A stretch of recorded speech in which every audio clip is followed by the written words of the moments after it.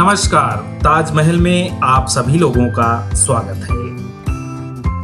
ताजमहल के मुख्य द्वार तक पहुंचने के लिए 3 प्रवेश द्वार उपलब्ध हैं, जो कि एक द्वार मुख्य द्वार के सामने और 2 द्वार मुख्य द्वार के दोनों ओर स्थित है।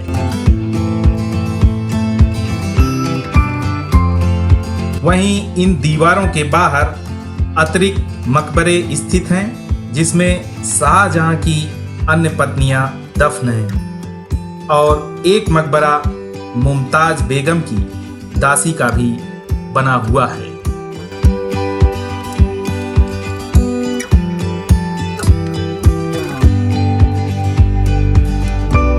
ताजमहल का मुख्य द्वार, जो कि 3 तरफ से दीवारों से घिरा हुआ है,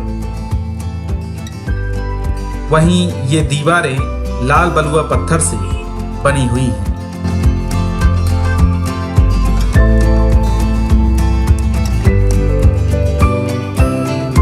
और ताजमहल का ये मुख्य द्वार, जो कि संगमरमर और लाल बलुआ पत्थर से बना हुआ है, और मुख्य द्वार का मेहराब, जो कि ताजमहल के मेहराब जैसा ही बना हुआ है, ये मुगल वास्तुकला का एक उत्कृष्ट नमूना है, जो कि फारसी, तुर्क, भारतीय और इस्लामी वास्तुकला का एक अनोखा संगम है।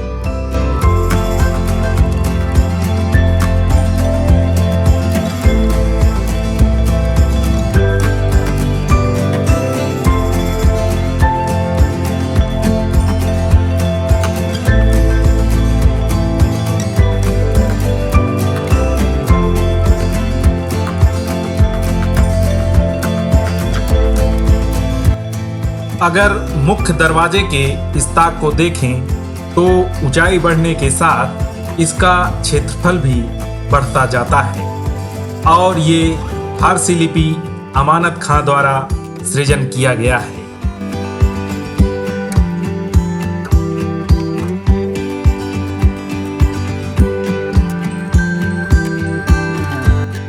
और ये सुंदर सुलेख, जो जैस्पर नामक पत्थर को श्वेत संगमरमर के फलक में जड़ करके लिखा गया है, और इस संगमरमर पर की गई कारीगरी अत्यंत नाजुक, कोमल एवं महीन है, जो कि ऊंचाई को ध्यान में रखते हुए उसी अनुपात में बड़ा लेखन किया गया है, जिससे कि टेढ़ा न प्रतीत हो।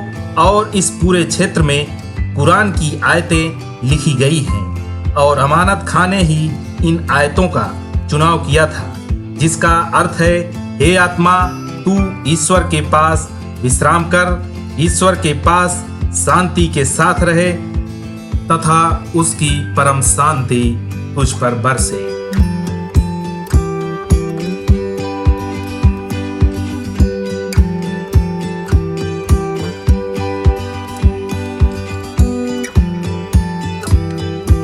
और ये मुख्य दरवाजे के अंदर का दृश्य, जो कि मुगल काल के शिल्प कला को दर्शाता है,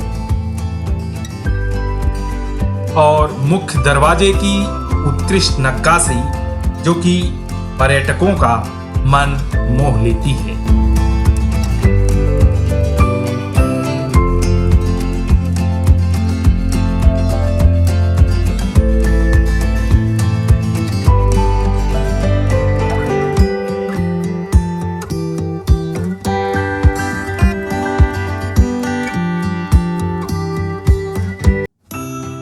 और मुख्य दरवाजे के सामने स्थित ये ताजमहल, जिसका निर्माण मुगल सम्राट शाहजहां ने अपनी बेगम मुमताज महल की याद में करवाया था, और इसी मकबरे में शाहजहां और उनकी बेगम की कब्र स्थित है।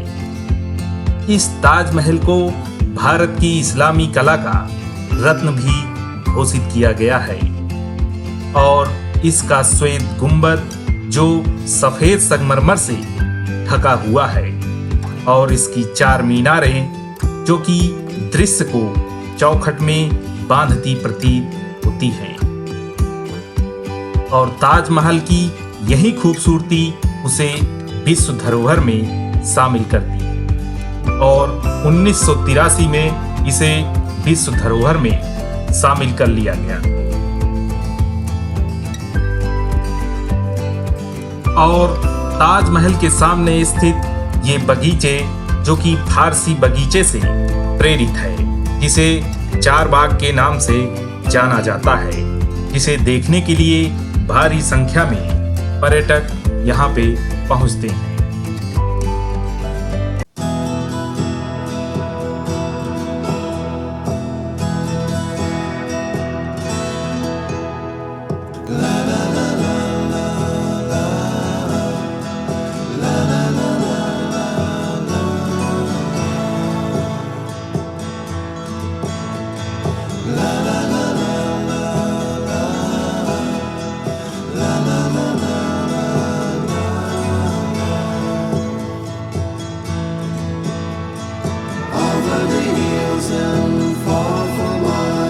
She's waiting for love to be realized.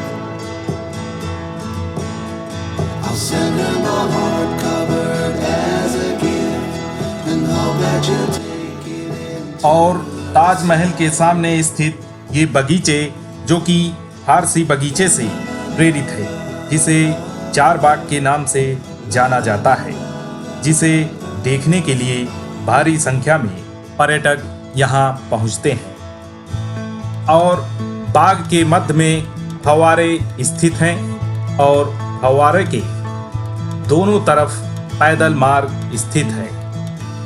इस बगीचे के फव्वारे ईंटें और संगमरमर के पैदल मार्ग जो कि कश्मीर के शालीमार बाग जैसा दिखाई देता है।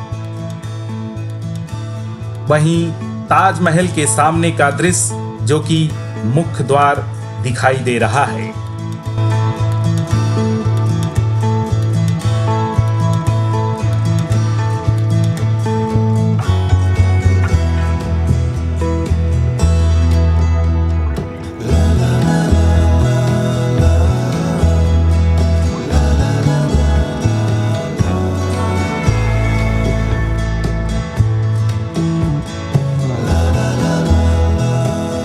और वहीं शाहजहां के प्रेम की निशानी का दीदार करने हजारों की संख्या में पर्यटक रोजाना यहां पहुंचते हैं।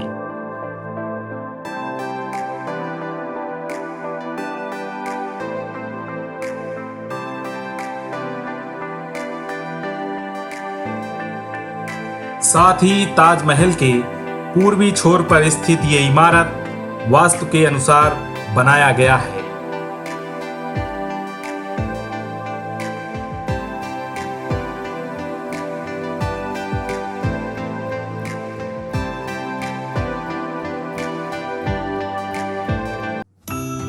और साथ ही इस पूर्वी छोर से ताजमहल का दृश्य कुछ इस तरीके से दिखाई देता है। मुख्य गुंबद के चारों कोनों पर स्थित इन मीनारों की ऊंचाई 40 मीटर है, जो ताजमहल के बनावट की सम्मित को प्रदर्शित करती है।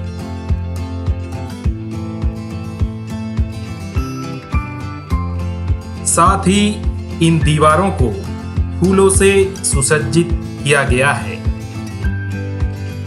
जो कि महीन कारीगरी का एक अद्भुत नमूना है। और यमुना नदी के किनारे स्थित ये ताजमहल, जिसका निर्माण 1632 ईस्वी में शुरू किया गया और जो कि 1653 ईस्वी में पूरा हुआ, जो कि पूरे 42 एकड़ में फैला हुआ है। इस ताजमहल के निर्माण में 20,000 मजदूर 22 साल तक लगातार काम करते रहे। और उस जमाने के हिसाब से देखें तो ताजमहल के निर्माण की लागत 32 मिलियन रुपया आंकी गई थी, जो कि आज के समय के अनुसार ये लगभग 70 बिलियन रुपए के बराबर होगा, यानी 916 मिलियन अमेरिकी डॉलर।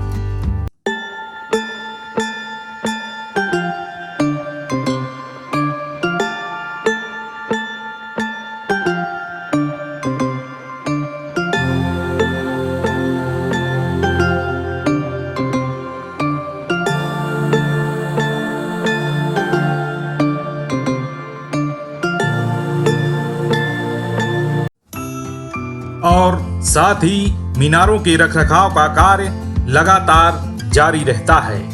इन मीनारों की खास बात यह है कि ये चारों बाहर की ओर हल्की सी झुकी हुई हैं, जिससे कि कभी गिरने की स्थिति में ये बाहर की ओर ही गिरे और मुख्य इमारत को कोई क्षति ना हो।